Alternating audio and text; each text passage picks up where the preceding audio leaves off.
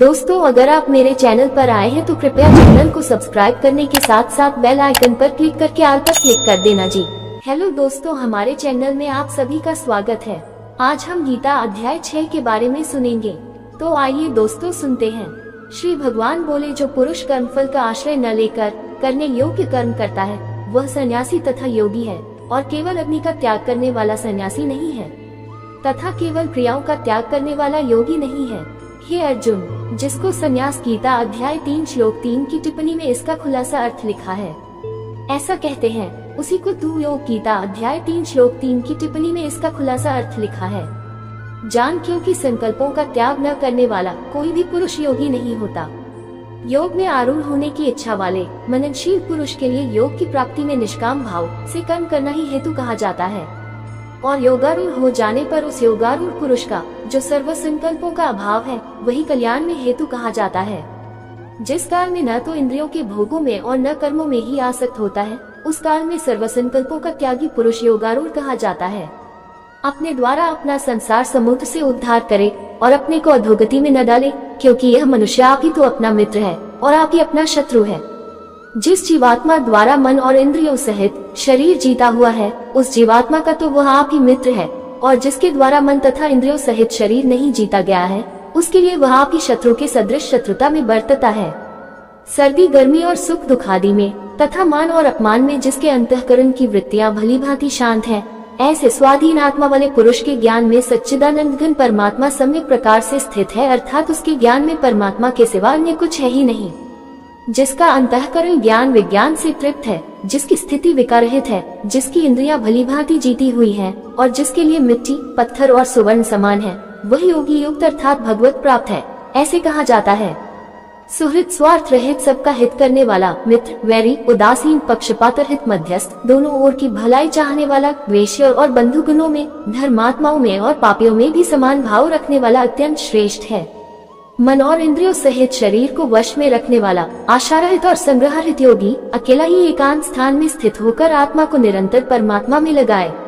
शुद्ध भूमि में जिसके ऊपर क्रमशः कुशा मृगछाला और वस्त्र बिछे हैं, जो न बहुत ऊंचा है और न बहुत नीचा, ऐसे अपने आसन को स्थिर स्थापन करके उस आसन पर बैठकर चित्त और इंद्रियों की क्रियाओं को वश में रखते हुए मन को एकाग्र करके अंतःकरण की शुद्धि के लिए योग का अभ्यास करे। काया सिर और गले को समान एवं अचल धारण करके और स्थिर होकर अपनी नासिका के अग्रभाग पर दृष्टि जमाकर अन्य दिशाओं को न देखता हुआ ब्रह्मचारी के व्रत में स्थित भयरहित तथा भली भांति शांत अंतःकरण वाला सावधान योगी मन को रोककर मुझ में चित्त वाला और मेरे परायण होकर स्थित होए। वश में किए हुए मन वाला योगी इस प्रकार आत्मा को निरंतर मुझ परमेश्वर के स्वरूप में लगाता हुआ मुझ में रहने वाली परमानंद की पराकाष्ठा रूप शांति को प्राप्त होता है। हे अर्जुन, ये योग न तो बहुत खाने वाले का, न बिल्कुल न खाने वाले का, न बहुत शयन करने के स्वभाव वाले का और न सदा जागने वाले का ही सिद्ध होता है। दुखों का नाश करने वाला योग तो यथायोग्य आहार विहार करने वाले का, कर्मों में यथायोग्य चेष्टा करने वाले का और यथायोग्य सोने तथा जागने वाले का ही सिद्ध होता है। अत्यंत वश में किया हुआ चित्त जिस काल में परमात्मा में ही भली भांति स्थित हो जाता है, उस काल में संपूर्ण भोगों से स्पृहा रहित पुरुष योग युक्त है, ऐसा कहा जाता है। जिस प्रकार वायु रहित स्थान में स्थित दीपक चलायमान नहीं होता, वैसे ही उपमा परमात्मा के ध्यान में लगे हुए योगी के जीते हुए चित्त की कही गई है। योग के अभ्यास से निरुद्ध चित्त जिस अवस्था में उपराम हो जाता है और जिस अवस्था में परमात्मा के ध्यान से शुद्ध हुई सूक्ष्म बुद्धि द्वारा परमात्मा को साक्षात करता हुआ सच्चिदानंद घन परमात्मा में ही संतुष्ट रहता है, इंद्रियों से अतीत केवल शुद्ध हुई सूक्ष्म बुद्धि द्वारा ग्रहण करने योग्य जो अनंत आनंद है, उसको जिस अवस्था में अनुभव करता है और जिस अवस्था में स्थित ये योगी परमात्मा के स्वरूप से विचलित होता ही नहीं, परमात्मा की प्राप्ति रूप जिस लाभ को प्राप्त होकर उसे अधिक दूसरा कुछ भी लाभ नहीं मानता, और परमात्मा प्राप्ति रूप जिस अवस्था में स्थित योगी बड़े भारी दुख से भी चलायमान नहीं होता, जो दुख रूप संसार के संयोग से रहित है तथा जिसका नाम योग है, उसको जानना चाहिए। वह योग न उकताए हुए अर्थात धैर्य और उत्साह युक्त चित्त से निश्चय पूर्वक करना कर्तव्य है। संकल्प से उत्पन्न होने वाली संपूर्ण कामनाओं को निश्चित रूप से त्याग कर और मन द्वारा इंद्रियों के समुदाय को सभी ओर से भली भांति रोककर क्रम क्रम से अभ्यास करता हुआ उपरति को प्राप्त हो तथा धैर्य युक्त बुद्धि द्वारा मन को परमात्मा में स्थित करके परमात्मा के सिवा और कुछ भी चिंतन न करे। ये स्थिर न रहने वाला और चंचल मन जिस जिस शब्दादि विषय के निमित्त से संसार में विचरता है, उस विषय से रोककर यानी हटाकर इसे बार बार परमात्मा में ही निरुद्ध करे। क्योंकि जिसका मन भली प्रकार शांत है, जो पाप से रहित है और जिसका रजोगुण शांत हो गया है, ऐसे इस सच्चिदानंद घन ब्रह्म के साथ एक ही भाव हुए योगी को उत्तम आनंद प्राप्त होता है। वह पापरहित योगी इस प्रकार निरंतर आत्मा को परमात्मा में लगाता हुआ सुखपूर्वक परब्रह्म परमात्मा की प्राप्ति रूप अनंत आनंद का अनुभव करता है। सर्वव्यापी अनंत चेतन में एक ही भाव से स्थिति रूप योग से युक्त आत्मा वाला तथा सब में संभाव से देखने वाला योगी आत्मा को संपूर्ण भूतों में स्थित और संपूर्ण भूतों को आत्मा में कल्पित देखता है।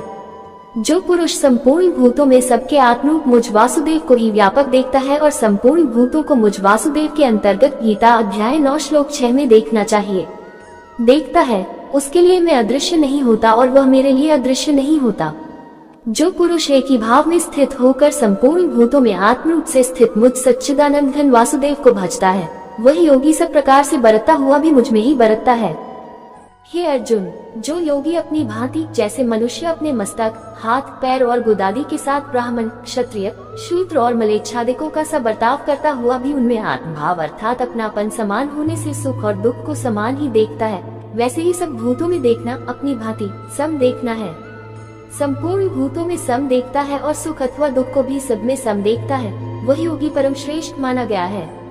अर्जुन बोले, हे मधुसूदन, जो ये योग आपने संभाव से कहा है, मन के चंचल होने से मैं इसकी नित्य स्थिति को नहीं देखता हूँ। क्योंकि हे श्री कृष्ण, यह मन बड़ा चंचल प्रमथन स्वभाव वाला, बड़ा दृढ़ और बलवान है, इसलिए उसको वश में करना मैं वायु को रोकने की भांति अत्यंत दुष्कर मानता हूँ। श्री भगवान बोले, हे महाबाहो, निसंदेह मन चंचल और कठिनता से वश में होने वाला है, परंतु हे कुतिपुत्र अर्जुन, यह अभ्यास गीता अध्याय 12 श्लोक 9 की टिप्पणी में इसका विस्तार देखना चाहिए। और वैराग्य से वश में होता है, जिसका मन वश में किया हुआ नहीं है, ऐसे पुरुष द्वारा योग दुष्प्राप्य है और वश में किए हुए मन वाले प्रयत्नशील पुरुष द्वारा साधन से उसका प्राप्त होना सहज है, यह मेरा मत है। अर्जुन बोले, हे श्री कृष्ण, जो योग में श्रद्धा रखने वाला है किंतु संयमी नहीं है, इस कारण जिसका मन अंतकाल में योग से विचलित हो गया है, ऐसा साधक योग की सिद्धि को अर्थात भगवत साक्षात्कार को न प्राप्त होकर किस गति को प्राप्त होता है। हे महाबाहो, क्या वह भगवत प्राप्ति के मार्ग में मोहित और आश्रय रहित पुरुष छिन्न भिन्न बादल की भांति दोनों ओर से भ्रष्ट होकर नष्ट तो नहीं हो जाता। हे श्री कृष्ण, मेरे इस संशय को संपूर्ण रूप से छेदन करने के लिए आप ही योग्य हैं, क्योंकि आपके सिवा दूसरा इस संशय का छेदन करने वाला मिलना संभव नहीं है। श्री भगवान बोले, हे पार्थ, उस पुरुष का न तो इस लोक में नाश होता है और न परलोक में ही, क्योंकि हे प्यारे, आत्मोद्धार के लिए अर्थात भगवत प्राप्ति के लिए कर्म करने वाला कोई भी मनुष्य दुर्गति को प्राप्त नहीं होता। योग भ्रष्ट पुरुष पुण्यवानों के लोकों को अर्थात स्वर्ग आदि उत्तम लोकों को प्राप्त होकर उनमें बहुत वर्षों तक निवास करके फिर शुद्ध आचरण वाले श्रीमान पुरुषों के घर में जन्म लेता है। अथवा वैराग्यवान पुरुष उन लोकों में न जाकर ज्ञानवान योगियों के ही कुल में जन्म लेता है, परंतु इस प्रकार का जो ये जन्म है सो संसार में निसंदेह अत्यंत दुर्लभ है। वहाँ उस पहले शरीर में संग्रह किए हुए बुद्धि संयोग को अर्थात संबुद्धि रूप योग के संस्कारों को अनायास ही प्राप्त हो जाता है और हे कुरुनंदन, उसके प्रभाव से वह फिर परमात्मा की प्राप्ति रूप सिद्धि के लिए पहले से भी बढ़कर प्रयत्न करता है। वहाँ उस पहले शरीर में संग्रह किए हुए बुद्धि संयोग को अर्थात संबुद्धि रूप योग के संस्कारों को अनायास ही प्राप्त हो जाता है और हे कुरुनंदन, उसके प्रभाव से वह फिर परमात्मा की प्राप्ति रूप सिद्धि के लिए पहले से भी बढ़कर प्रयत्न करता है। वह शब्द से श्रीमानों के घर में जन्म लेने वाला योग भ्रष्ट पुरुष समझना चाहिए। श्रीमानों के घर में जन्म लेने वाला योग भ्रष्ट पराधीन हुआ भी उस पहले के अभ्यास से ही निसंदेह भगवान की ओर आकर्षित किया जाता है तथा संबुद्धि रूप योग का जिज्ञासु भी वेद में कहे हुए सकौम कर्मों के फल को उल्लंघन कर जाता है। परंतु प्रयत्न पूर्वक अभ्यास करने वाला योगी तो पिछले अनेक जन्मों के संस्कार बल से इसी जन्म में संसिद्ध होकर संपूर्ण पापों से रहित हो फिर तत्काल ही परमगति को प्राप्त हो जाता है। योगी तपस्वियों से श्रेष्ठ है, शास्त्र ज्ञानियों से भी श्रेष्ठ माना गया है और सकौम कर्म करने वालों से भी योगी श्रेष्ठ है। इससे हे अर्जुन, तू योगी हो। संपूर्ण योगियों में भी जो श्रद्धावान योगी मुझ में लगे हुए अंतरात्मा से मुझको निरंतर भजता है, वही योगी मुझे परम श्रेष्ठ मान्य है। उम्मीद करते हैं दोस्तों, आपको ये गीता ज्ञान अध्याय सुनने में अच्छा लगा होगा।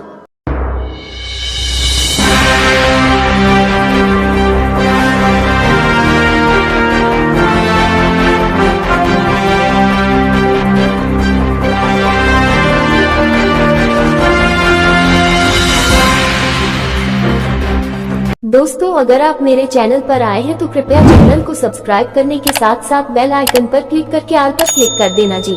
हेलो दोस्तों, हमारे चैनल में आप सभी का स्वागत है। आज हम गीता अध्याय 7 ज्ञान विज्ञान योग के बारे में सुनेंगे। तो आइए दोस्तों सुनते हैं। श्री भगवान बोले, हे पार्थ, अनन्य प्रेम से मुझ में आसक्त चित्त तथा अनन्य भाव से मेरे परायण होकर योग में लगा हुआ तू जिस प्रकार से संपूर्ण विभूति, बल, ऐश्वर्यादि गुणों से युक्त सबके आत्मरूप मुझको संशय रहित जानेगा, उसको सुन। मैं तेरे लिए इस विज्ञान सहित तत्व ज्ञान को संपूर्णतया कहूँगा, जिसको जानकर संसार में फिर और कुछ भी जानने योग्य शेष नहीं रह जाता। हजारों मनुष्यों में कोई एक मेरी प्राप्ति के लिए यत्न करता है, और उन यत्न करने वाले योगियों में भी कोई एक मेरे परायण होकर मुझको तत्व से अर्थात यथार्थ रूप से जानता है। पृथ्वी, जल, अग्नि, वायु, आकाश, मन, बुद्धि और अहंकार भी इस प्रकार ये 8 प्रकार से विभाजित मेरी प्रकृति है। यह 8 प्रकार के भेदों वाली तो अपरा अर्थात मेरी जड़ प्रकृति है। और हे महाबाहो, इससे दूसरी को, जिससे ये संपूर्ण जगत धारण किया जाता है, मेरी जीव रूपा परा अर्थात चेतन प्रकृति जान। हे अर्जुन, तू ऐसा समझ कि संपूर्ण भूत इन दोनों प्रकृतियों से ही उत्पन्न होने वाले हैं, और मैं संपूर्ण जगत का प्रभव तथा प्रलय हूँ, अर्थात संपूर्ण जगत का मूल कारण हूँ। हे धनंजय, मुझसे भिन्न दूसरा कोई भी परम कारण नहीं है। ये संपूर्ण जगत सूत्र में सूत्र के मणियों के सदृश मुझ में गुंथा हुआ है। हे अर्जुन, मैं जल में रस हूँ, चंद्रमा और सूर्य में प्रकाश हूँ, संपूर्ण वेदों में ओंकार हूँ, आकाश में शब्द और पुरुषों में पुरुषत्व हूँ। मैं पृथ्वी में पवित्र शब्द, स्पर्श, रूप, रस, गंध से इस प्रसंग में इनके कारण रूप तन मात्राओं का ग्रहण है। इस बात को स्पष्ट करने के लिए उनके साथ पवित्र शब्द जोड़ा गया है। गंध और अग्नि में तेज हूँ, तथा संपूर्ण भूतों में उनका जीवन हूँ, और तपस्वियों में तप हूँ। हे अर्जुन, तू संपूर्ण भूतों का सनातन बीज मुझको ही जान। मैं बुद्धिमानों की बुद्धि और तेजस्वियों का तेज हूँ। हे भरत श्रेष्ठ, मैं बलवानों का आसक्ति और कामनाओं से रहित बल अर्थात सामर्थ्य हूँ, और सब भूतों में धर्म के अनुकूल अर्थात शास्त्र के अनुकूल काम हूँ। और भी जो सत्व गुण से उत्पन्न होने वाले भाव हैं और जो रजो गुण से होने वाले भाव हैं, उन सबको तू मुझसे ही होने वाले हैं, ऐसा जान। परंतु वास्तव में गीता 9 श्लोक 4-5 में देखना चाहिए, उनमें मैं और वे मुझ में नहीं है। गुणों के कार्य रूप सात्विक, राजस और तामस इन तीनों प्रकार के भावों से यह सारा संसार प्राणी समुदाय मोहित हो रहा है। इसलिए इन तीनों गुणों से परे मुझ अविनाशी को नहीं जानता, क्योंकि यह अलौकिक अर्थात अति अद्भुत त्रिगुणमयी मेरी माया बड़ी दुस्तर है। परंतु जो पुरुष केवल मुझको ही निरंतर भजते हैं, वे इस माया को उल्लंघन कर जाते हैं, अर्थात संसार से तर जाते हैं। माया द्वारा जिनका ज्ञान हरा जा चुका है, ऐसे आसुर स्वभाव को धारण किए हुए मनुष्यों में नीच दूषित कर्म करने वाले मूल लोग मुझको नहीं भजते। हे भरतवंशियों में श्रेष्ठ अर्जुन, उत्तम कर्म करने वाले अर्थार्थिक सांसारिक पदार्थों के लिए भजने वाला, आर्थ संकट निवारण के लिए भजने वाला, जिज्ञासु मेरे को यथार्थ रूप से जानने की इच्छा से भजने वाला, और ज्ञानी, ऐसे 4 प्रकार के भक्तजन मुझको भजते हैं। उनमें नित्य मुझ में एक ही भाव से स्थित अनन्य प्रेम भक्ति वाला ज्ञानी भक्त अति उत्तम है, क्योंकि मुझको तत्व से जानने वाले ज्ञानी को मैं अत्यंत प्रिय हूँ, और वह ज्ञानी मुझे अत्यंत प्रिय है। ये सभी उदार हैं, परंतु ज्ञानी तो साक्षात मेरा स्वरूप ही है, ऐसा मेरा मत है, क्योंकि वह मद्गत मन बुद्धि वाला ज्ञानी भक्त अति उत्तम गति स्वरूप मुझ में ही अच्छी प्रकार स्थित है। बहुत जन्मों के अंत के जन्म में तत्व ज्ञान को प्राप्त पुरुष सब कुछ वासुदेव ही है, इस प्रकार मुझको भजता है, वह महात्मा अत्यंत दुर्लभ है। उन भोगों की कामना द्वारा जिनका ज्ञान हरा जा चुका है, वे लोग अपने स्वभाव से प्रेरित होकर उस नियम को धारण करके अन्य देवताओं को भजते हैं, अर्थात पूजते हैं। जो सकौम भक्त जिस देवता के स्वरूप को श्रद्धा से पूजना चाहता है, उस भक्त की श्रद्धा को मैं उसी देवता के प्रति स्थिर करता हूँ। वह पुरुष उस श्रद्धा से युक्त होकर उस देवता का पूजन करता है, और उस देवता से मेरे द्वारा ही विधान किए हुए उन इच्छित भोगों को निसंदेह प्राप्त करता है। परंतु उन अल्प बुद्धि वालों का वह फल नाशवान है, तथा वे देवताओं को पूजने वाले देवताओं को प्राप्त होते हैं, और मेरे भक्त चाहे जैसे ही भजे, अंत में वे मुझको ही प्राप्त होते हैं। बुद्धिहीन पुरुष मेरे अनुत्तम अविनाशी परम भाव को न जानते हुए मन इंद्रियों से परिमुक्त सच्चिदानंद घन परमात्मा को मनुष्य की भांति जन्मकर व्यक्ति भाव को प्राप्त हुआ मानते हैं। अपनी योगमाया से छिपा हुआ मैं सबके प्रत्यक्ष नहीं होता, इसलिए यह अज्ञानी जन समुदाय मुझ जन्म रहित अविनाशी परमेश्वर को नहीं जानता, अर्थात मुझको जन्मने मरने वाला समझता है।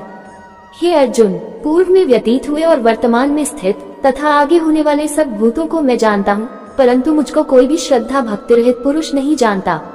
हे भरतवंशी अर्जुन, संसार में इच्छा और द्वेष से उत्पन्न सुख दुखादि द्वंद्व रूप मोह से संपूर्ण प्राणी अत्यंत अज्ञता को प्राप्त हो रहे हैं, परंतु निष्काम भाव से श्रेष्ठ कर्मों का आचरण करने वाले जिन पुरुषों का पाप नष्ट हो गया है, वे राग द्वेष जनित द्वंद्व रूप मोह से मुक्त दृढ़ निश्चयी भक्त मुझको सब प्रकार से भजते हैं।